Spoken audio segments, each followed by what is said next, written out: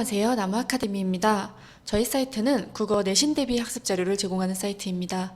오늘 강의에서는 중3 1학기 천재 박 교과서의 주장하는 글쓰기 지문을 분석해 보도록 하겠습니다. 자, 지금 서론, 본론, 그리고 결론 이렇게 지금 3단 구조로 나눠져 있는 걸 알 수가 있죠. 자, 여러분 주장하는 글쓰기 이런 논설문과 같은 경우에는 이렇게 서론, 본론, 결론의 구조를 가지고 있습니다.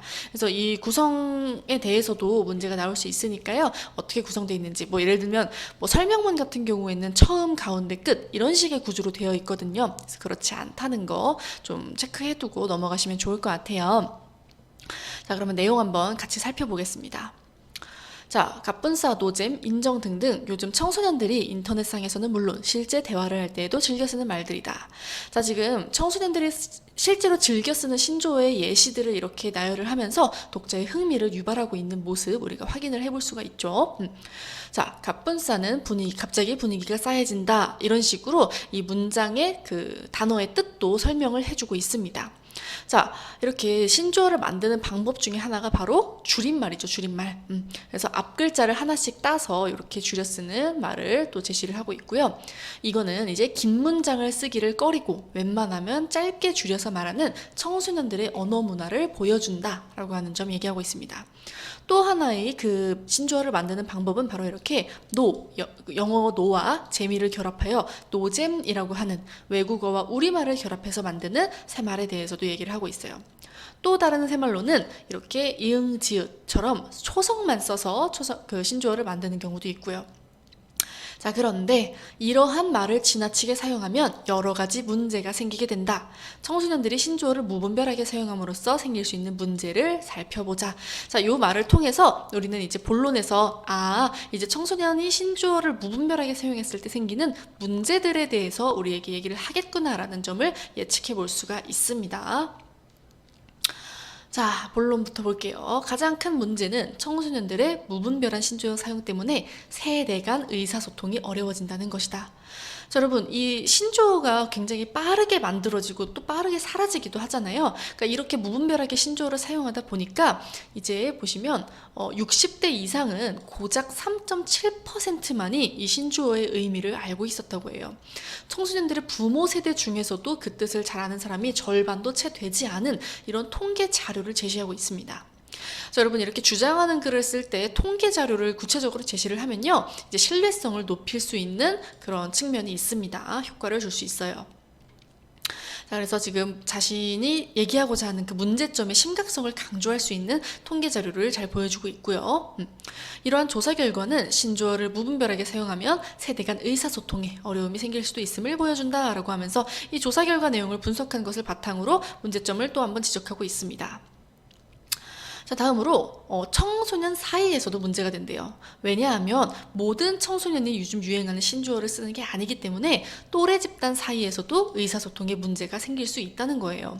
아까도 말씀드렸지만 워낙에 신조어가 빠르게 생기고 하다 보니까 이런 유행에 그다지 민감하지 않은 청소년들의 경우에는 친구들이 하는 말이 도대체 무슨 소린가 하늘 수 있다는 거죠. 그러면은 이제 소외감을 느낄 수도 있다. 자, 그래서 어떤 학생들은 유행에 뒤처져 보이지 않으려고 인터넷을 검색해서 요즘 유행하는 신조어들을 알아보고 또 그런 말들을 일부러 사용하는 그런 현상까지도 발생하고 있다고 합니다. 자, 마지막으로 우리 이런 표지들이 나오죠. 그래서 첫째, 둘째라든지 아니면 우선, 먼저라든지 이런 식의 순서를 나타내는 표지를 활용해서 자기가 하고 싶은 말을 이렇게 배열해서 쓸 수가 있습니다. 자, 어쨌든 마지막으로 신조어를 무분별하게 사용하면 어휘력과 사고력이 저하될 수 있다. 무분별하게 신조어를 사용하면 이제 어휘력과 사고력이 저하되는 문제점을 얘기하고 있습니다. 왜냐?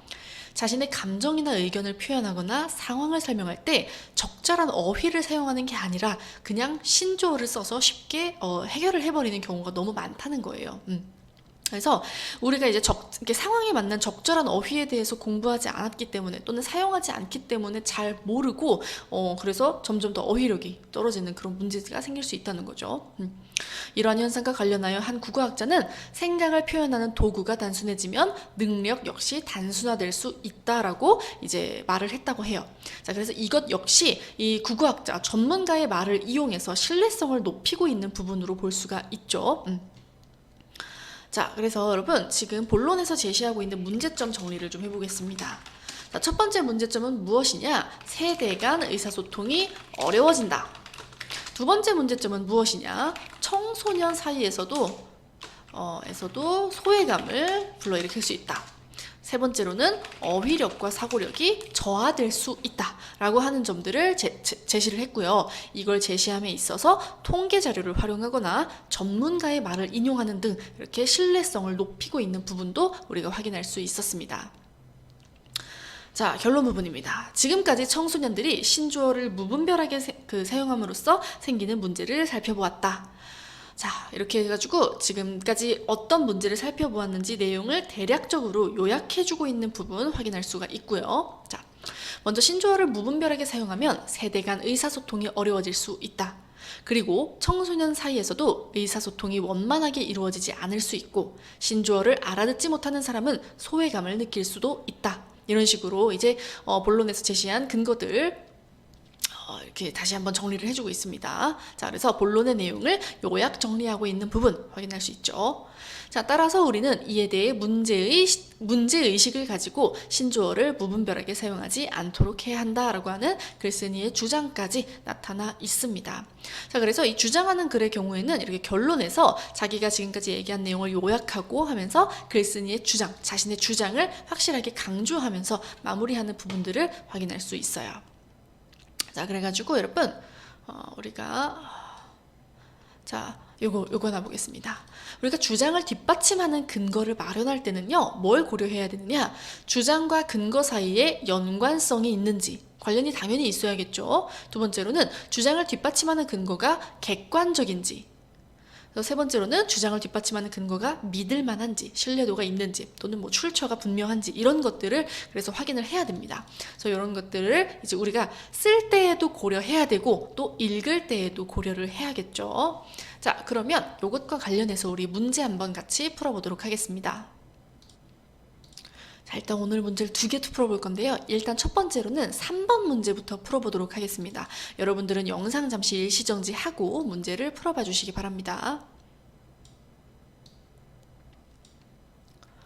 네, 그러면 문제 같이 해설을 해보도록 하겠습니다. 자, 윗글에 대한 설명으로 바른 것을 묻는 문제죠. 자, 윗글 우리 주장하는 글이었어요. 자, 그럼 하나씩 선지가 어떤 글에 대해서 얘기하고 있는지를 좀 보도록 하겠습니다. 자, 1번 찬성과 반대가 대립하는 논제를 해결한다. 여러분 이거는 토론과 관련된 거죠? 그래서 토론에 대한 설명이니까 잘못됐고요. 어떤 문제에 관해 자신의 의견을 주장한다. 자, 여기에서는요 여러분 신조어를 무분별하게 사용하지 말자라고 하는 의견을 주장하고 있죠. 그리고 그에 대한 타당한 근거도 제시하고 있는 주장글입니다. 그래서 2번이 일단 답이 되겠어요. 자, 3번 어떤 사실을 객관적으로 전달하여 설명한다. 이렇게 객관적으로 설명하는 것은 설명문의 특징입니다. 그래서 이것도 옳지 않은 선지고요. 네 번째, 중립적 성격을 가진 사회자가 협의를 도출한다. 자, 여러분 중립적 성격을 가진 사회자가 협의를 도출하는 것은 토론이나 토의에 해당하는 거라고 볼 수 있겠죠. 자, 그래서 토론 또는 토의에 해당한다. 과학적이고 정확한 원리와 정보들을 알려준다. 자, 여러분 이것도 설명문에 해당하는 설명입니다. 그래서 일단 답은 2번이 되겠어요. 자, 그래서 각각의 그 특징, 주장하는 글쓰기의 특징도 여러분들이 정확하게 알고 계셔야겠습니다. 자, 다음 문제 풀어볼게요. 자, 이번엔 8번 문제 풀어보도록 하겠습니다. 여러분들 다시 영상 일시정지하고 문제를 풀어봐 주시기 바랍니다.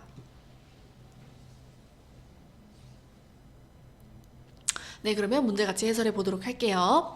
자, 윗글에서 글쓴이가 주장을 뒷받침하기 위해 추가할 수 있는 근거로 적절하지 않은 것을 묻는 문제입니다. 자, 지금 신조어에 관련된 이야기잖아요. 그러면 자, 하나씩 볼게요. 지금 1번 초성만 사용하면 문장 표현이 부족해진다는 점을 추가해야지. 신조어를 무분별하게 이제 사용하면 생길 수 있는 문제로 볼 수 있죠. 2번 지나친 줄임말은 국어 문법 규칙을 파괴한다는 걸 제시해야겠어. 이것도 신조어의 무분별한 사용으로 인한 문제점으로 볼 수 있습니다. 3번 인터넷에서 초성만 사용해도 자동 검색되는 편리함을 제시해야겠어. 이건 아니죠 여러분. 이거는 신조어를 사용했을 때의 장점이라고 볼 수 있잖아요. 그래서 신조어 사용에 이제 문제점을 주장하려고 하는 글이기 때문에 요거는 이제 적절하지 않은 선지가 되겠습니다.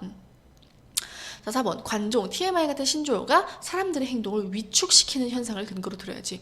요것도 신조어 사용의 그 단점, 문제점이로 볼 수 있죠. 5번. 마약 같은 유해물질을 음식 명칭으로 하는 신조어는 심각성을 가린다는 점을 제시해야지. 네, 이것도 이제 뭐 마약김밥 이런 거 이제 마약의 유해성을 좀 없애버리는 신조어잖아요. 그래서 문제점이 된다는 점 제시될 수 있겠습니다. 그래서 답은 3번이 되겠네요. 자, 이렇게 우리가 주장하는 글의 경우에는 타당한 근거를 제시할 수 있어야 한다는 점을 좀 기억을 해 두시고요. 이것 외에도 더 많은 문제나 자세한 학습 자료는 저희 나무 아카데미 홈페이지에서 확인하실 수 있습니다. 감사합니다.